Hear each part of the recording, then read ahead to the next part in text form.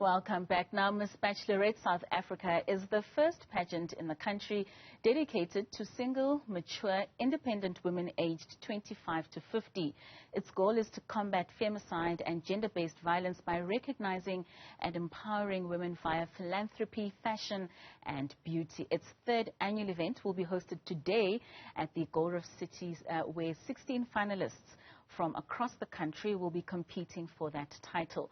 Joining me now for more on this pageant is founder and CEO Refilwe Mogale. Refilwe, welcome to Newsfeed PM. Now, just quickly give us a brief background on Miss Bachelorette South Africa. It is in its third year, but where did the idea of ensuring that a pageant, which normally doesn't look at other social issues, is really honing into a social issue such as GBV?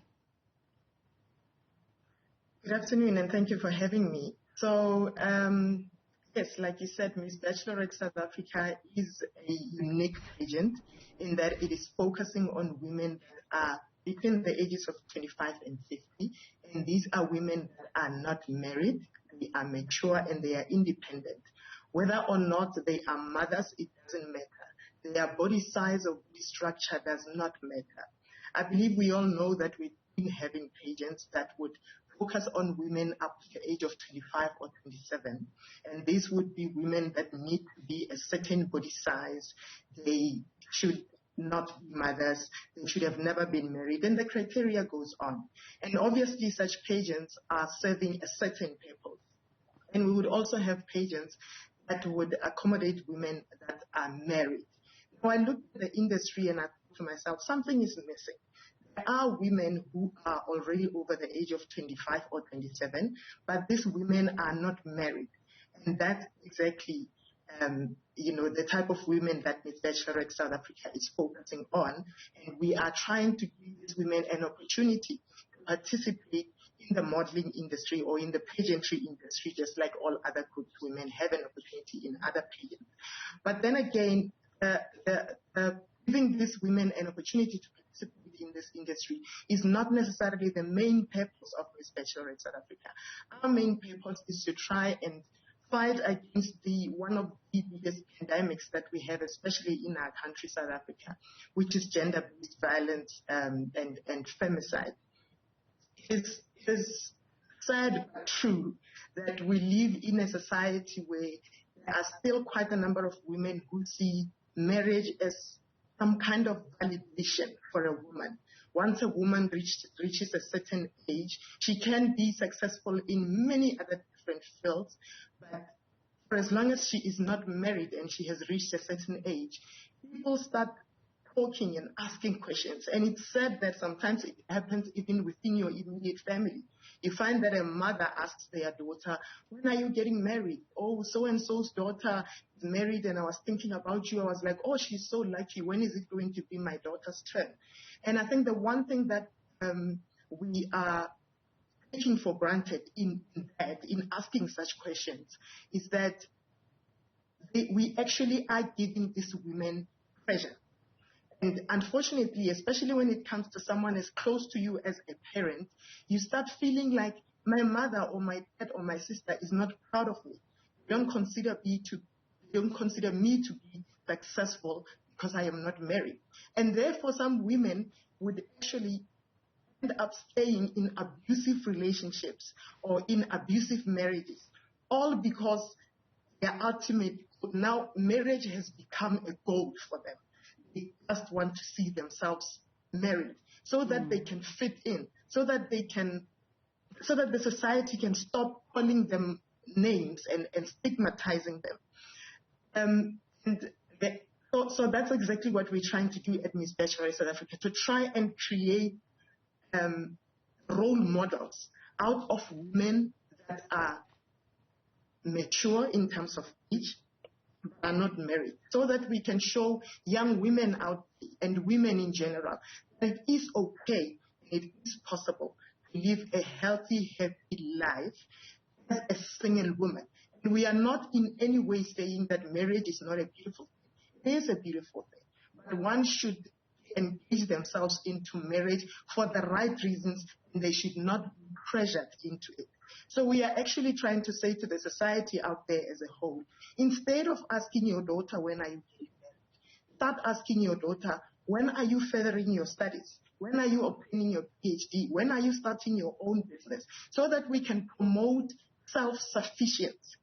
Because the truth is, the more self-sufficient you are, even if you someday happen to become married, and perhaps your partner becomes abusive halfway through, it becomes a little bit easier for you to remove yourself from such kind of a situation, because you know that you are able to maintain yourself and you are able to maintain the lifestyle that you would like to live all on your own. And you are also able to maintain a certain lifestyle for your children if you do have children. And again, we are not in any way saying that it is a woman's responsibility or any person that's being abused for them to add against abuse. Obviously, the number one responsibility lies with the perpetrator. Perpetrators must simply stop. Abuse cannot be excused in any way. We are not saying women that are not self-sufficient deserve to be abused. However, we are saying if we promote self-sufficiency, then women who happen to find themselves in abusive relationships, it will become much easier for them to remove themselves from such a situation. So, Refilwe, as an organization focusing on GBV, do you find that because as a society we often look to men in terms of them ensuring that GBV is eradicated, as you mentioned that it is a pandemic, we often look to men to stop, we look to men to not do. Do you find that taking the conversation and putting it in the women's hands sort of turns the tables around and gets young women and older women more active with regards to GBV and having their own voice and not only waiting for men to react? Definitely. Like I said earlier, if we as women empower each other by making sure that even when you have a daughter, you shift their focus. You don't make them look look at marriage as something that is going to validate them. You know, I always say that sometimes you find a situation where maybe you have a daughter and you get home and you find that your daughter is sitting and watching TV and there is a basin full of dishes. The first thing you say to your daughter is, what kind of a woman are you becoming? You are not going to get married at the rate you're going. You know? So the question is, why should doing dishes be part of you being prepared so that you can be good enough to be someone's wife, instead of it being something that you should be doing for hygienic purposes? Certainly, those stereotypes need to be done away with. Now, the event is taking place tonight. You're hosting the 3rd annual Miss Bachelorette South Africa. You were expecting a performance from Lira, but as we all know, she suffered a stroke earlier this week and is not able to attend. What else could people be looking forward to in terms of tonight's grand finale? Yes, indeed. It was quite unfortunate that we had initially booked Lira, and she was supposed to be performing tonight during the event, but unfortunately, due to ill health, she cannot make it. But we were lucky that we were able to secure Ringo Madingozi, so he will be mesmerizing audience with his beautiful sound. And we are really, I must say, we are saddened by the situation that Lira is in, and as Miss Bachelorette organization, we would like to wish her a speedy recovery and all the best. Refilwe, thank you so much for the time, and all the best to you and your organization in making sure that GBV is tackled not only by men but by women themselves. Now,